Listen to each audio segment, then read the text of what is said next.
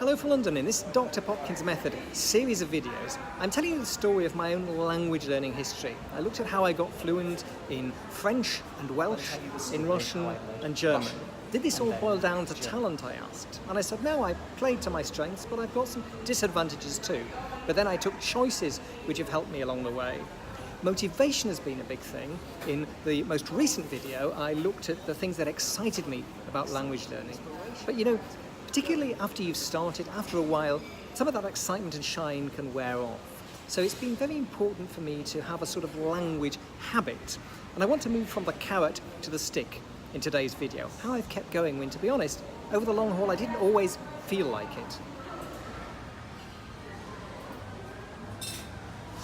One of the things that I realised looking back has characterised my language learning is that I had a clear need often, particularly in the early stages. I talked about how I started to work on my French seriously because I had to pass a university entrance exam.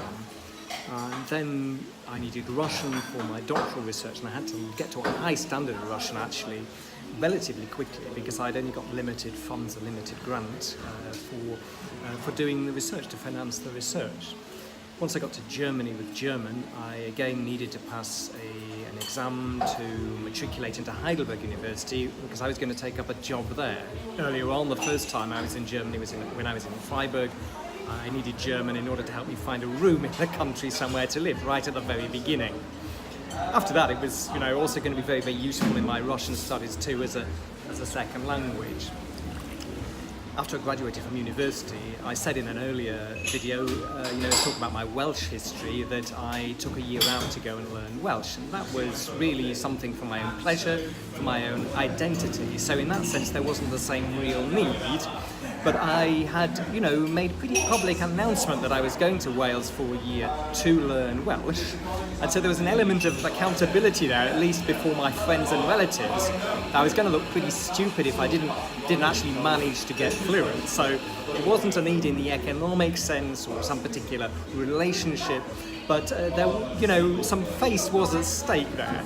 So those were the sort of needs that I've had in my language learning with French, Welsh, German and Russian.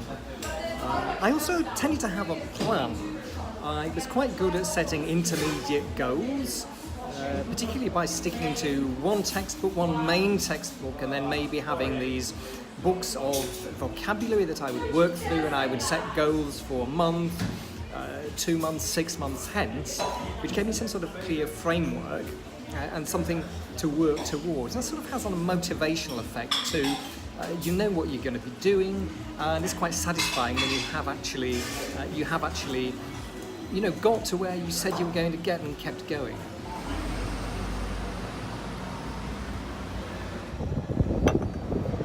Another way I've tried to keep myself on the straight and narrow is at various stages in my language learning life to either take evening or weekend classes or an intensive Easter or summer school in a language. I did a summer school in Welsh, and I did one in German, and I've done evening classes too. I did a month's residential course in the Basque Country only 3 years ago. Now, I'm always cautious with classes because I think that in a group, obviously you're getting less focused attention. It's easy to try and put responsibility for your progress onto the teacher. Easier, I think, when you're in a group situation. So don't expect any magic from classes, but obviously if you're doing intensive all-day study, even if it's not the most effective way of studying, you're going to get somewhere, and it can be useful at different stages in your language learning process simply because you've got the timetable set for you. Now, it's a lot harder now that I'm holding down a job, of course, to disappear for the summer, but my Basque course, for example, was two two-week courses which I took back to back because I'd got some unpaid time off work. But if you don't have so long, you could do a week, or you could do a couple of weeks, or you could do maybe an intensive weekend course 2 or 3 times a year. There are various ways that you can build classes in to provide you with some sort of framework, something to aim for and something to build on afterwards in your language learning. That's at least what I do. Another thing I've done over the years to reinforce my learning has really been to make sure that I'm in situations where socially it's expected that I'll be using the language. And I do that as soon as possible by insisting as much as possible on speaking the target language. Once that has become the norm, relationships maybe have been formed early on, it's something which will then continue. And of course, again, some of the choices you make in terms of what you're doing socially, the milieu that you're seeking out in the language can really help in that sense, again, to actually create a situation where you need to use the language because people are trying to communicate with you through it. Over the years, some of the initial needs I had when I started up have fallen away. I passed that French exam, that was it. I no longer need Russian, at least not at the moment, for my job. But because of other choices I've made, other interests, relationships and friendships that are developed, I'm still, expected to use the language in certain circumstances. And of course I want to, as I've got involved in the culture. And then I can go back, set myself goals, start studying again when I want to, improve my abilities in a certain area, talk about new topics or use the language in a new context, or just to freshen things up.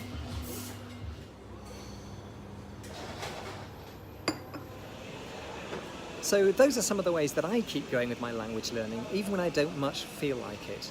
I think I'm going to do one final video in this series, and I want to look back over all the things I've been saying. Does it actually amount to a Dr. Popkins method? Are there general guidelines, are there general tips that I can pull out that can really help you in a practical way in your language learning? Thanks for watching, and see you next time. Bye.